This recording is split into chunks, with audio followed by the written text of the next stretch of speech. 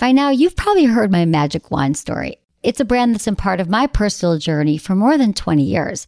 But no matter how many times I sing Magic Wand's praises, I'll never be able to fully capture the story of this incredible brand. Well, now journalist and author Kate Sloan just completed a limited audio series documenting the history and impact that Magic Wand has created over the last 56 years. It's called Making Magic. And the series chronicles Magic Wand's incredible brand story through interviews with nearly 40 experts, performers, business owners, educators, and fans. So I got a sneak preview of this series, and what I loved is that Kate weaves together snippets from all their interviews into this amazing story arc. She covers Magic Wand's journey from appliance store massager to its legendary influence on culture and sexual independence, and it's all just fascinating. The first episodes of Making Magic are available now at makingmagicseries.com or on all popular podcast platforms. Just search for Making Magic or visit makingmagicseries.com today.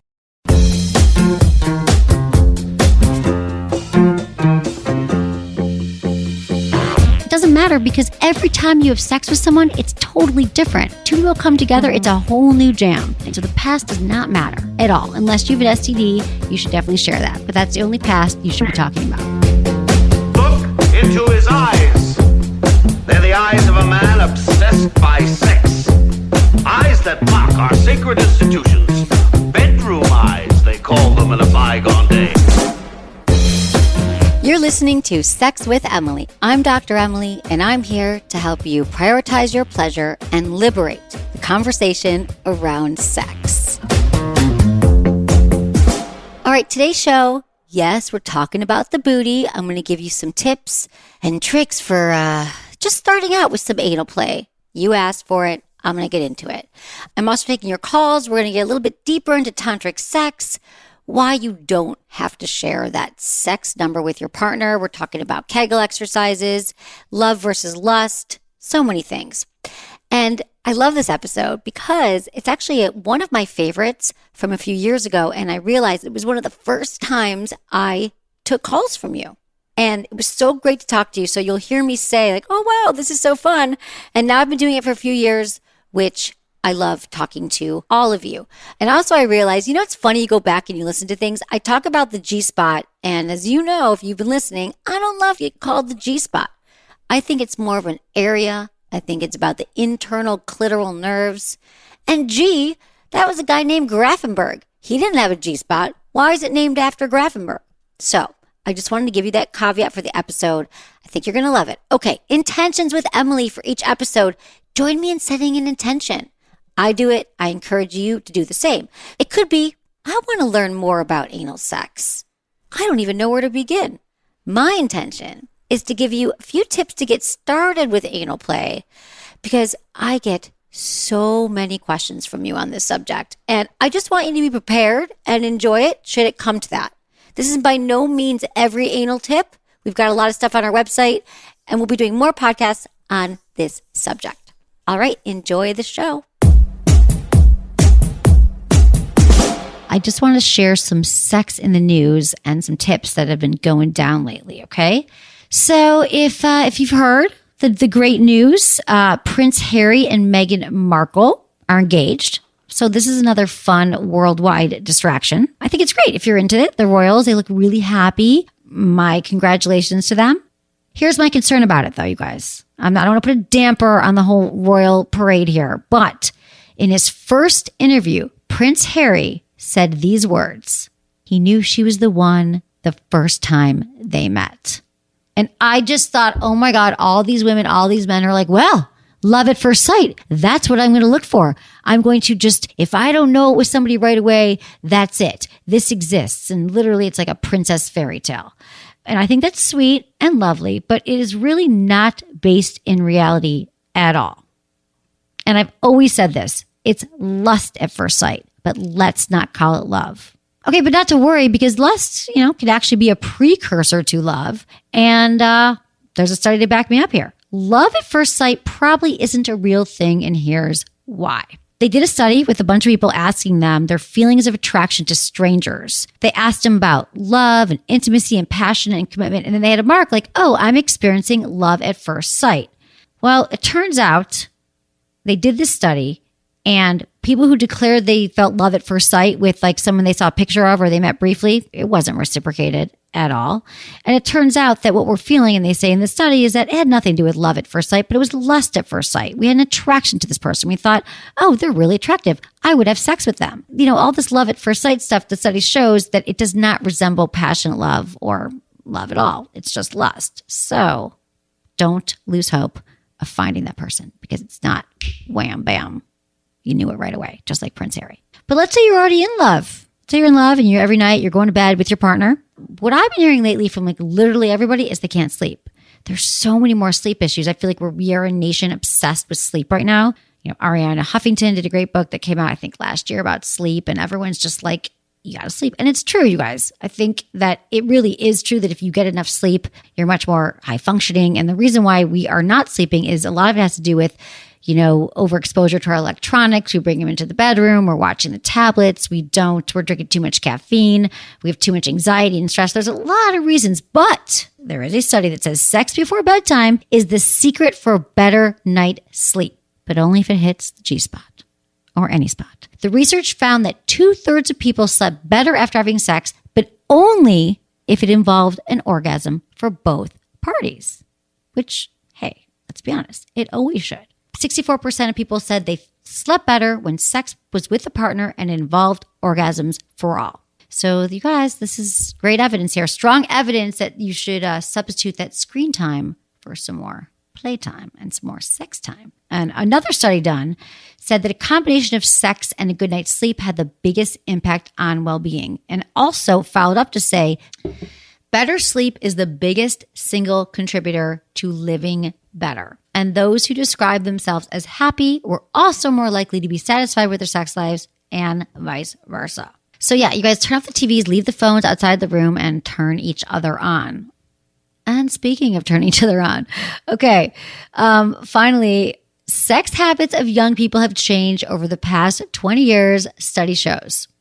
I declared when I started my show in 2005 that anal was the new blowjob. This was 12, almost 13 years ago now. I was like, I don't remember hearing about anal sex that much. I'm not saying people weren't having anal sex, but I don't think that they were having as much as they are now. They weren't even as interested in it because they didn't know it was on the table. Like, do people really have anal sex all the time? I mean, obviously we know there's an anus and there's an option.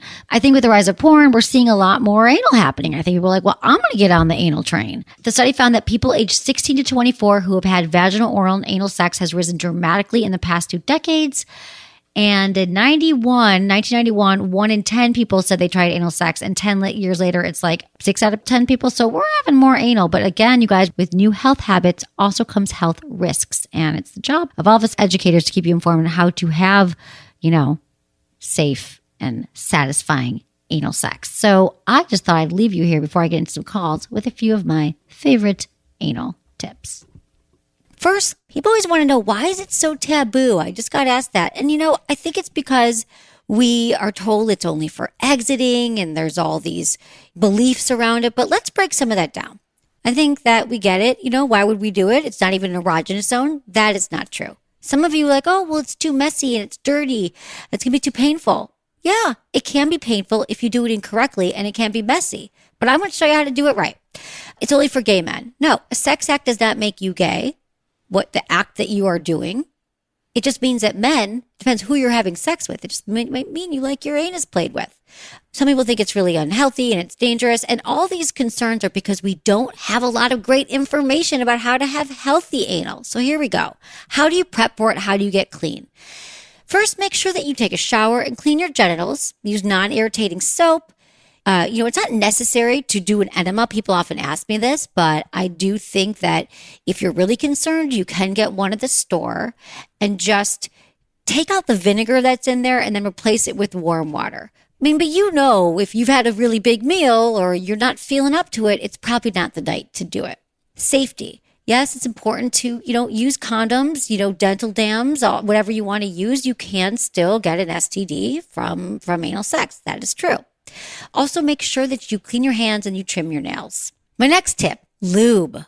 Okay, not you know how I feel about lube. Lube makes any sexual activity that much more pleasurable. But with anal, you definitely need lube. And then you need to reapply the lube because the anal or rectal canal are not self-lubricating like the vagina.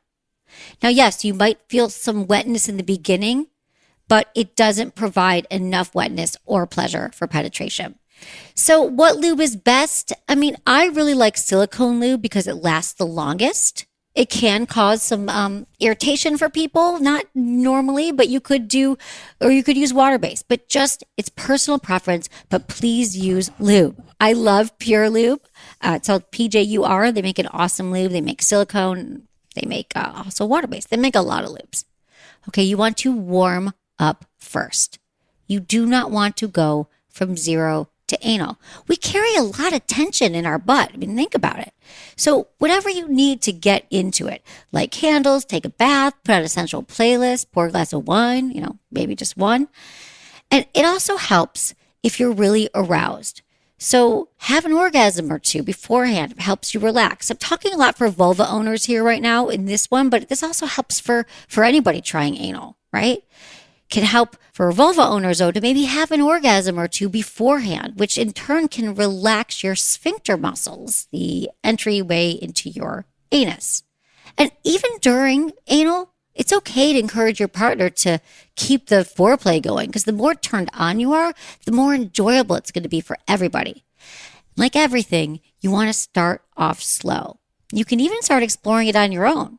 I'm cool with that when you're masturbating and you have a clean fingers and trimmed nails. You can go for a gander and check it out yourself. And then you could try it with a partner. Just make sure that you use lube and go slow. Another important thing about anal sex, don't forget to breathe. Now listen, it's our natural instinct when we're nervous or we're trying something new that we're going to tense up. And that's the opposite of what you should be doing. So deep breathing is going to reduce your anxiety. And then the exhale alleviates all that tension that you have, particularly in the sphincter muscles in your anus. And remember, when you're trying any kind of anal play, you want to communicate. If you want your partner to go slower, tell them to go slower, faster, take a break. That's all okay. So now that we got all the breathing and the lube and the foreplay out of the way, all that stuff, let's talk about fingers. I mean, if you've never had anyone, if you've never felt the sensations, you can just explore and just go slow. Using a lot of lube, you can just use the pad of your finger around the opening. And that can also relax the anus, allowing a finger to kind of go in more comfortably. But you can just slowly, gently push up and down on the opening and just remember to breathe and see how it feels. And then you can slowly put a finger inside and play with pressure and rhythm. And again, just make sure that you warm up because it's always like a slow, deliberate process. And then if that feels good, you can always, move to anal. Now, the reason why I'm talking about fingers is because we tend to rush to penetration and we're not warmed up and we're not ready. And that's why anal gets such a bad rap is because we don't know the main points, which are about breathing, going slow, using lube, being turned on, and communicating. So don't rush the penetration. And then when you do, there's different positions you can try. You could do with being on top. So if you're on top and it's your first time, this is great because it helps you control the speed and the depth. You could also do missionary, then you just your legs are lifted up and your partner's going inside of you. You could also do a spooning position. And this way, if you have a vulva or a penis, you can still rub yourself and still make sure that you're turned on. And there's also a lot of great toys you could use. So play with anal play and have fun, be safe, use lube, and go slow. All right, so there's some beginner anal. Have fun with it. Let me know if you have questions. I got you.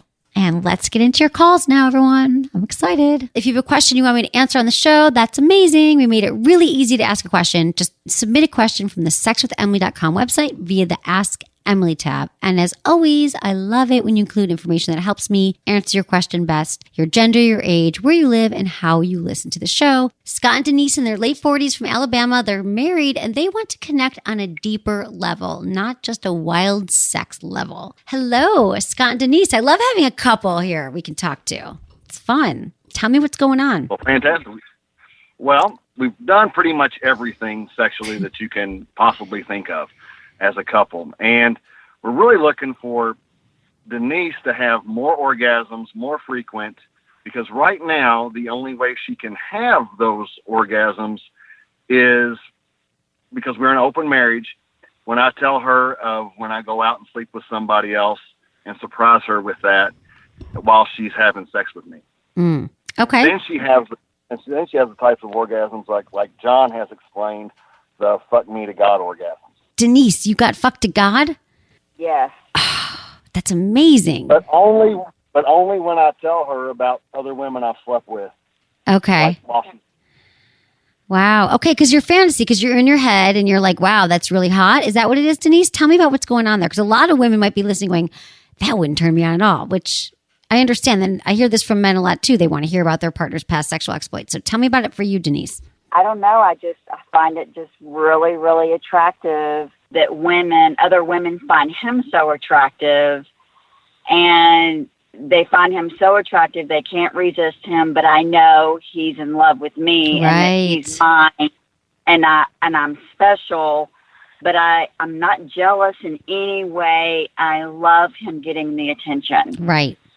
Okay, so that's how you're having great orgasms. So I'm wondering if you guys want to, because that's really in your head. Like during sex, it's hot. He tells you a story, then you're hearing the words, and that's really sexy. So if you guys want to have more deeper, like intimate, like you said, you listen to the John Wineland stuff, like, and exploring tantra and exploring a deeper connection where you sit and you look into each other's eyes and you build your erotic energy together through breath. Denise, that still might turn you on always. And there's nothing wrong with, that's actually amazing that so many people are just like, I wish I knew what turned me on. Like, what could he say? So that's great. But for this next level, I think you're going to find some more texture to this and some more things that could turn you on. And it might just be that deeper connection of looking to each other's eyes, regulating each other's breath, running energy, that you'll start to feel each other's energy, if you will, in each other's bodies, that you could learn to have full body orgasms. There's just a lot more available to you that would be separate and different. We want to explore because I don't necessarily want him out there at risk. Right. I think there's so many risks on so many different levels, socially, physically, that our family, of course, this is a very, very private thing that we do. So while we're open, course. It's extremely private. I think it could be really exciting to find other ways to get there. And so I think that if you guys are interested in Tantra, like it's speaking to you, then you could probably find some people to teach it to you. I think that you guys could still role play this too. So I think role playing can be really hot. So instead of actually having Scott go out and sleep with these women, if you guys dress up in a part and like create stories together, maybe, like I know that it's actually not real, but it's kind of creating scenarios together. Do you know what I'm saying? Like, are there other things that you guys could do that would be along that vein that you guys could play together or role play? We've done all kinds of things. Okay, you guys have done it all. It sounds like you're like, we just want, okay. And I'm an intellectual, and so I know when he's lying. Right. Okay, so this, right. So I don't get there. I don't get the climax. Right. If I had I get it. Anything that he's making up the story. Okay, I think that Tantra, especially because you're an intellectual and you're in your head, like for women, I always say our brain is the largest sex organ. We got to, because once we start thinking thoughts, we're going to get aroused. We're going to get to, we're going to start having sex and be turned on. And so the words and all that, it's very important. But I think it would also be a great exercise for both of you to get into your bodies more, because if you're so in your head, you're going to be amazed at like when you literally are without thought, but it's your breath and the intimacy and that connection that you're sharing together. I think it'll be next level sex for you guys. And so we've got, Janae. Okay, so she was on our show. She was on a few weeks ago. Did you guys listen to the show with Janae? Yes, I did. That was the first one I ever heard. It was the first one you ever heard? It was the first one I ever heard. I found you a few weeks ago, and that's the first one I ever Oh, my listened God. to. I'm so glad. Welcome to the Sex with Emily family. Well, thank you. I love it. Well, okay, so she's got a course, right? Explore Tantra. If you go to her website, it's powerofpleasure.com. Okay. And it's for couples. And it's instruction for couples. It says explore Tantra under services, it looks like. And she's got it. You can learn how to honor the divine masculine and feminine, creating a sacred space for lovemaking, the art of conscious touch. And she's got these intensives. So I would contact her and ask her about it and tell her that you heard it from Sex with Emily. And if that doesn't work, we'll have some other ones. But I feel like this will be so great for you guys. It'll really enhance and deepen your intimacy and your sex life. I love it. What do you think? I think that's great. Thank you. You're welcome. Let me know how it goes. I mean that when I say that. I actually do want to hear what happens after you guys explore Tantra. Because you're going to be like, what other women? Like, you guys are going to be next level, and I'm excited. Well, we can't wait. I've already picked up a book and started reading, but it's just a general random book. And so I was looking for more resources, that's for sure. So An online course will be great for you guys because you could have it once a week. However it works, you download things, you do a chapter a week, and you guys like work on it together. That would be so fun. Yeah. That would be fun. I know. I want to come. Sounds so fun. But I won't because I'll let you guys do that on your own. It's super intimate. Okay. Thank you, Scott and Denise. This is fun talking to you. Oh, you guys, Tantra, I'm way into it. I'm telling you guys, I feel like it is not for everybody, but if you really want to get into your body more, you're feeling disconnected from your partner, from yourself, it's a cool thing. It's hard for me to even explain it to you until you experience it. I kind of shied away from it because I'm like, I have no time to learn Tantra. Like, I'm very busy. It's so simple, you guys. It's like breath and eye contact is very basic Tantra 101. And I think it can serve a lot of you. Our next caller is John. He's 40 in Austin, and he wants to know if male Kegel exercises increase the size of the penis. Hi, John. Thanks for calling in. Hi. Hi. Yeah, thanks. Yeah. Hi. This is so fun. Okay, so tell me what's going on. So listening to your podcast, here you bring up, Kegel exercises. For a while there, I thought, it was just kind of like mumbo jumbo. So I downloaded your app. Right? Well, so I downloaded your app and started Kegel trying Camp. it. And, you downloaded Kegel Camp, right? Okay. Yes, ma'am. And I'm seeing the difference. But, in researching it before I downloaded the app and listening to your podcast, I kept seeing, penis growth and so forth. And then, with the internet, you get kind of inundated with all this male enhancement. Right. What is it?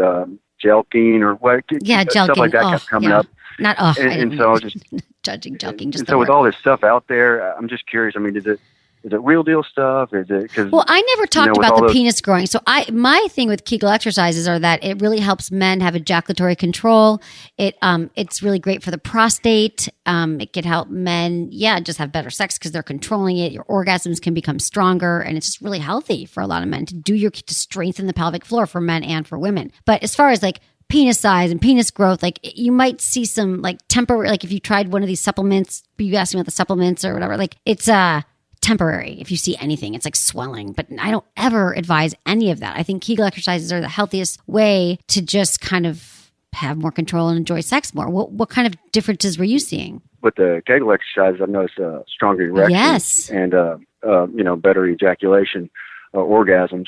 But, and that's kind of what I thought, and that's kind of what I wanted to hear is just, I see the supplements, at the grocery store, so, the extreme penis growth and all those. Ugh, no. And just didn't know if it's just some sort of marketing ploy. It's all marketing. I'm so glad you're asking because I think people just like impulse buy like, hey, bigger penis, I'll try it. You know what I mean? Like, no, none of this stuff works. And the jelking and all those things, it's like, and like, what are they called? Like the jelking or the penis pumps. It's temporary. Like for a second, if you pump a lot of water to your penis, it might like swollen for an hour. But no, none of that is real. The realest thing that you can do is exactly what you're doing is sticking with your Kegels, doing them 5 times, 5 minutes a day or as much as you feel great, a few times a week. You see a difference, right? Your erections are stronger. You're 40 years old. And don't you feel like you have more, like you could kind of shoot it across the room?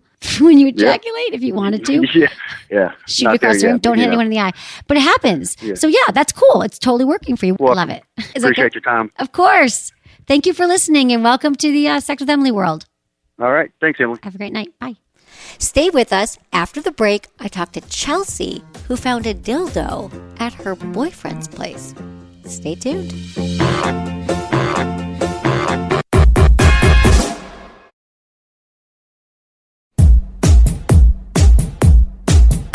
Okay, we've got Chelsea. She's 28 from Canada, and she wants to talk to her boyfriend about a past experience he shared when he was intoxicated, but she's afraid she might embarrass him. Hi, Chelsea. Hi. Hi. So good to talk to you. I'm excited to get to the bottom cool of this. to talk to you too. This is awesome. I know, right? Here we are. I'm glad it all worked out. Okay, so tell me everything. Let's unpack this. Let's so everyone can understand what's been going on, and we'll figure it out. Okay. All right. So I recently left a really long-term relationship. And while I was out there doing like my crazy, sexy rebound phase, I like met this really nice guy. And it was just supposed to be kind of a one-off. And I ended up being in a really nice relationship with him. So anyway, we've been seeing each other for about 4 months. And like, it's such good sex. It's so great. Like, he's really open-minded and he's really kinky and he's really dominant, which I really love. And anyway, so yeah, we've been seeing each other for a while, and I'm like I'm not at his house like half the time. So I'm always like doing laundry and things like that now when I'm over there. So recently I was like tidying up a few things in his room, and I picked up a shirt and I found a dildo in it. And I know he's not seeing anyone else. So I know it's not for that. So I just kind of put a few things together about that. And I think he's into anal stuff, but he won't tell me. Anyway, the other things I noticed, like, he told me once when he was really, really drunk that he had sex with a transsexual woman when he was in Thailand. Oh. And I asked, yeah, I know. So I asked him a few like questions about it at the time, and she had a penis, and like they did stuff, right? And it wasn't a prostitute, like it was a woman he like went and picked up at a bar, basically. And then the other thing I found on his computer, one time I opened it up and he was watching porn with a girl with a strap on. Right. Okay, there you go. Anyway, so, yeah, I kind of put all these things together. Yeah, good job. Yeah, he right. Okay, he wants a little anal penetration, we're thinking. Yeah, I am Pegging. thinking that. Right. I brought up the thing about the prostitute, or not the prostitute, sorry, the Thai woman to him before. And he was like really cagey about it and really private, and like, the thing with his like dildo, he was obviously trying to hide it from me, and like I didn't mean to stumble upon it. Right. And so he's obviously like really private about this, and I just want to find a way to kind of like bridge this gap and let him know that I'm open to it. Because you are, right? You'd be open to playing with it, or would you be open to learn? I mean, have you ever pegged somebody, or have you ever penetrated a man anally?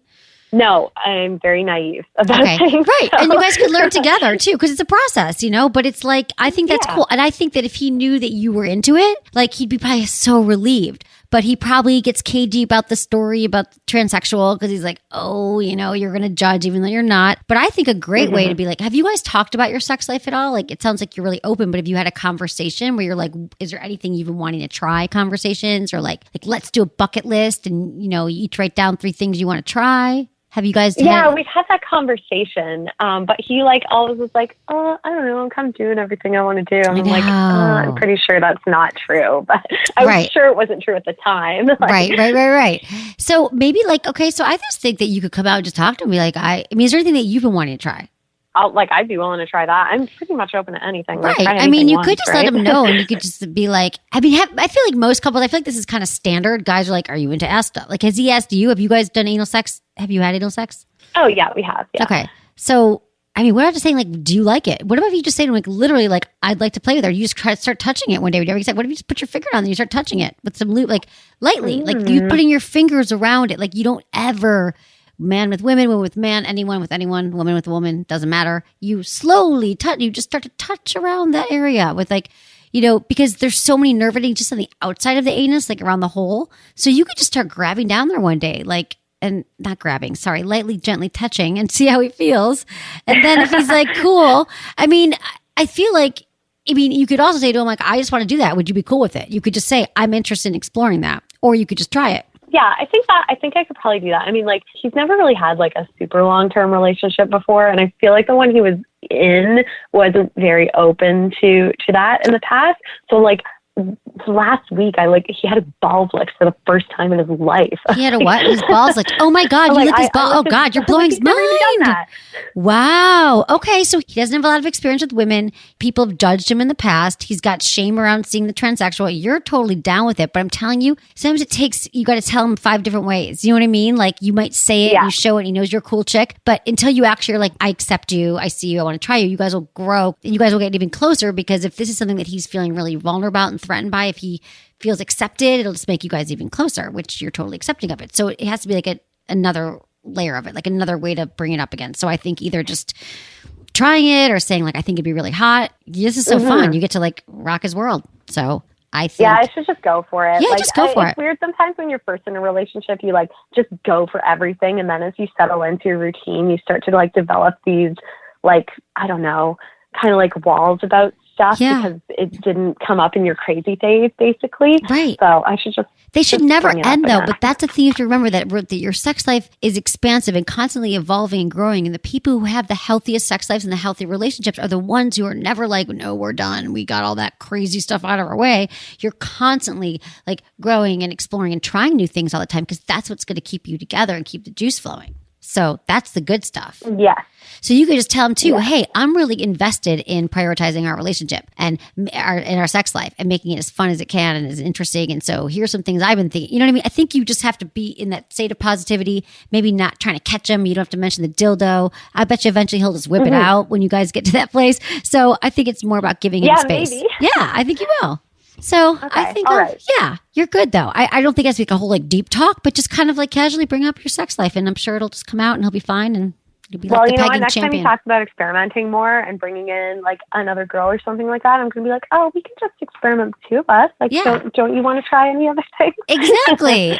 You could even tell them you're listening to this podcast and they talked about pegging. And then I have said this year, or was it last year, I guess, was the year of the pegging. Like pegging was like the new whatever. Squirting. I swear to God, in 12 years I've been doing this show, I think in the last year and a half, I've gotten more emails from men, straight men, asking about being pegged and being penetrated than ever before. So I feel like there's a movement and you're right on top of it. Chelsea, you are the leader. Maybe I'll get him that for Christmas. I'll get him a big strap-on. Exactly. Oh my God. Go to our website. Have fun. There you go. It's a good stocking you. stuffer. Dildo with the fixed, strap-on fits right in the stocking. Just don't do it in front of his Don't do it mom. with the parents. Right. Okay. It's your separate stockings. Okay. Thanks, Chelsea. Yeah. Thanks Have so a great much. day. It was great Of course. talking to you. Too. Thank you for listening and calling in. Bye. Yeah. Thanks.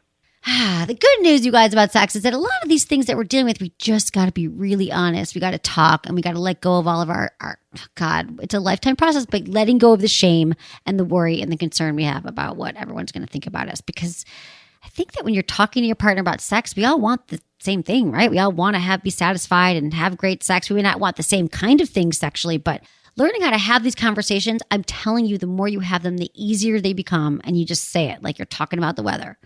When I first started my show, it wasn't as easy for me to talk about sex. And now I'm just like, oh, it's sex, right? You guys, I don't know if you'll ever get to this level, 12 years, 5,000 podcasts, but it does get easier. It's not as much of a taboo thing. And you'll open up this real rich way of talking about it with your partner that will seem like totally natural. And you'll both be very satisfied. Okay, our next caller is Angela. She's 26 from California. And she wants to talk about telling your current partner your sex number. Hi, Angela. Hi, how are you? I'm great. I'm so happy to be talking to you because this is one of my favorite topics.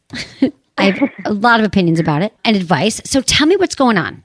Sure. So the reason I asked is because one of the last guys I dated, I thought we were getting kind of serious, but he had asked me my number and I told him. And of course, he had only slept with a few people. So I feel like he completely judged me for it. He would always say little comments here and there, kind of insinuating that I was like a slut or been with so many people. And so it kind of sent me back thinking like, oh, like, is he telling me straight to my face?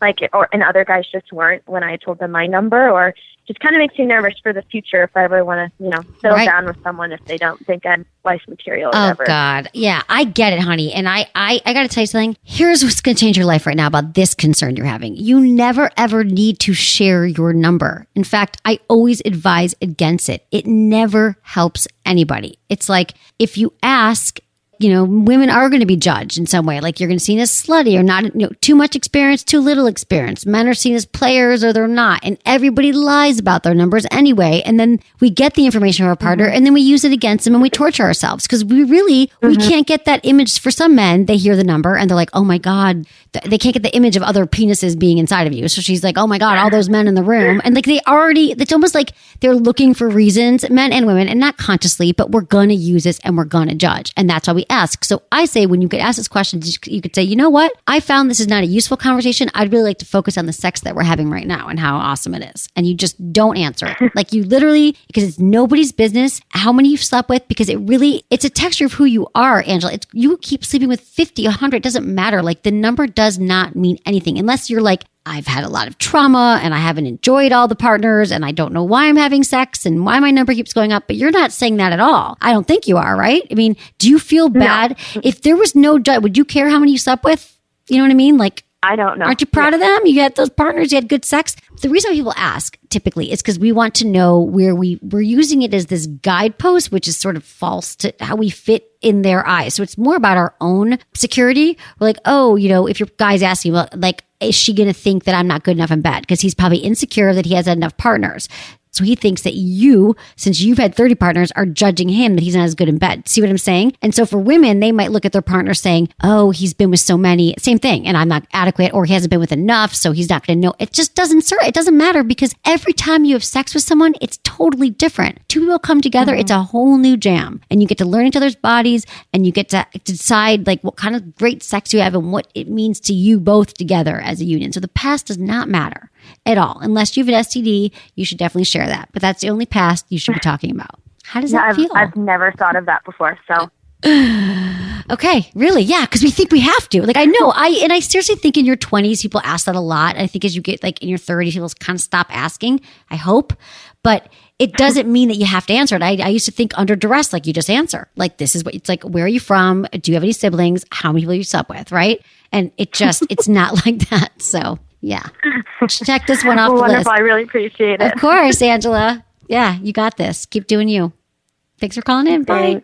Have a great night. You're welcome. Bye. Yeah, guys, really, we stop and think before people ask you questions that you don't want to answer. And even if it's about, you hear what I feel about the partners, but even if they're like, let me think the things that women have tortured themselves with. Like, what was your ex like in bed? Did she give you a lot of blowjobs? And the guy's like, oh, she was the best ever, or she gave me blowjobs every time we had sex. None of this stuff is going to help you in your current relationship. And I know that sometimes we ask, it's like watching a car wreck, right? We're like, I'm going to ask these questions and then I'm going to beat myself up with it and make myself feel bad that my partner's former partner was better than I was.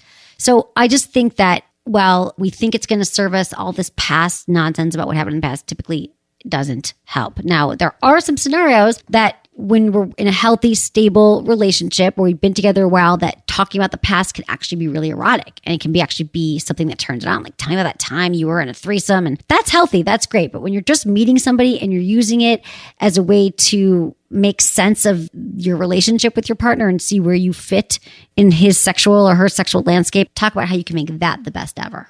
We've got Julie. She's 47 from California, and she wants to know if it's possible for birth control pills to affect the G-spot orgasm. Hi, Julie. Thanks for calling in. Hello. Hello. Thank you for your email, which I read, but I'd love to just kind of unpack it with you so my listeners can understand. Tell me what's going on.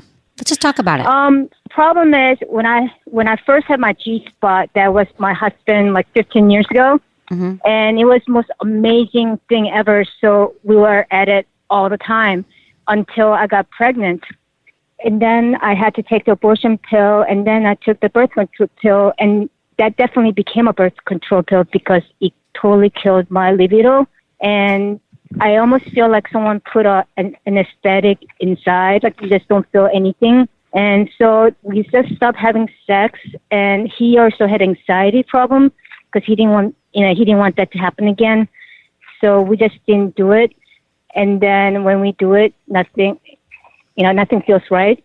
And even when I talked to a gynecologist about it, she kind of agreed with me. She said that her friend of hers, who's also a doctor, is writing a book about it.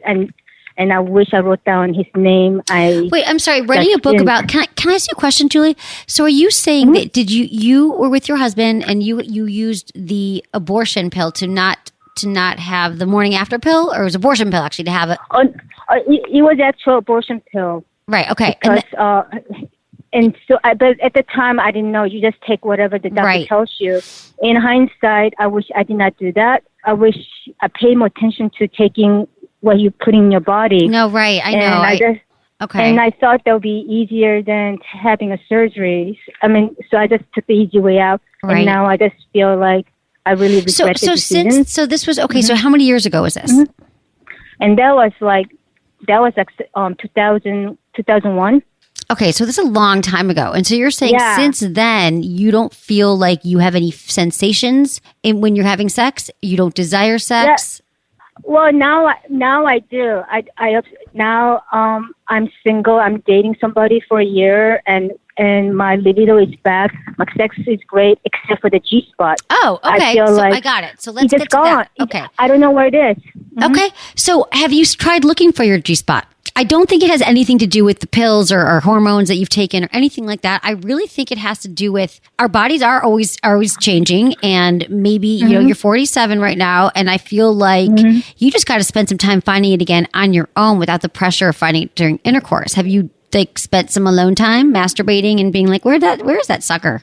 Let me find it again. All the time. After like 15 years of being a nun, like of not being interested in it. Now I'm absolutely interested in it. So I'm masturbating all the time, and my partner is always looking for it. And you just can't. Okay. And when I listen to your GPS episode, and I know where the location is, that little sponge area, but nothing's happening. So I keep thinking that I keep going back to what happened. I'm wondering if that has any. Do you feel anything? Everything? Are you having orgasms? Are you having like a clitoral orgasm? Are you getting aroused, turned on, all those things? Yeah, everything else except for that. I mean, because comparing to the clitoral, did you have a G-spot orgasm previously when you were having intercourse with your husband, or was it just you could have it however? Was it a certain position? Only with my ex-husband, and it was like in every position, like from missionary and anything. So it was amazing. Like I never seen anything like it. I was wondering it has to do with that, or does it have to do with the fact that he has this perfect shape? No, it does not have. Luckily, it does not have to do with a perfect shaped penis. I feel like you're probably putting a lot of pressure on yourself to find it. And a lot of times with sex, when we spend too much time in our heads and you're like, I didn't find it last time. We spent all Labor Day weekend looking for it. We still haven't found it. And then you start having sex. You're like, we're not going to find it. You know what I mean? So it's, I feel like a lot of it is just like letting go of like this mad dash to find it again. Cause I don't even think that it's gone. I think that if you can in the moment, like really without that goal oriented, mindset of like we've got to find it now, kind of get back to just the entire sexual experience. Because when we start to isolate things, like first we're gonna have this orgasm, then we're gonna have this orgasm, it can feel very like you're not even getting to enjoy the entire experience of sex, which is like a dance, and every time you get to create something different. So I feel like maybe take the G-spot looking off the table for a little bit and just kind of like, what if you have like a cervical orgasm? Like those are different kinds of orgasms. Like there's a lot of different ways to feel sensations, and so I feel like the chances are it's still there again, but I think it's still in your mind. Also, I really do. I don't think that that's going to be this isolated spot that just sort of numbed up and froze up and has fallen off. It's not possible. I don't think it's possible. Are you having clitoral orgasms? Because a lot of times, yes, you are. Yes, I do. But if I have to choose between that and that, I would take G-spot any day. Like from my remembrance, it's like mind blowing. It's like. Because with the clitoris sensation, I feel like it's just very intense and it's much more faster and fleeting. Right. But do you ever have the clitoral orgasm and then look for the G-spot orgasm? Because that's the way you do it. Like it helps to have So for many women, they have to have a clitoral orgasm first, knock that out, and then that whole area becomes engorged where the G-spot is. So it's easier to find and stimulate. And so I would just try to have a session where you have your G-spot, you have your clitoral, and then you could look for it there. You could also try a toy. I love the G-spot Rave by WeVibe is a great toy that's like asymmetrically designed to hit your G-spot. Nothing wrong with playing around with it and finding it that way.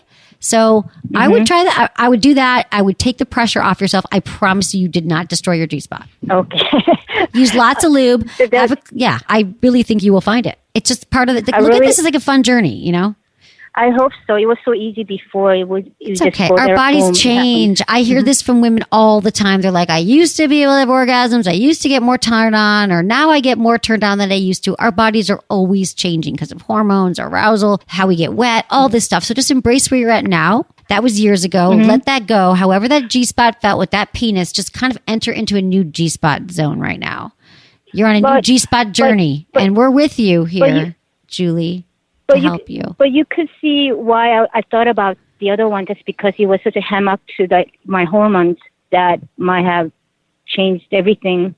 Hormones do, and you're 40. Yeah. Have you gotten your hormones checked? That's true. I mean, there might be something going on, but I don't think that's going to affect your G-spot. That could affect your libido, your desire, your wetness, all that stuff. But it's not going to affect I mean, this is I haven't looked at you. I'm not a doctor that I can examine you, so I don't want to say. But if you know, you could get checked out. But I think you should try some of these other things we talked about. Masturbating, clitoral orgasm, taking the pressure off you and getting a toy.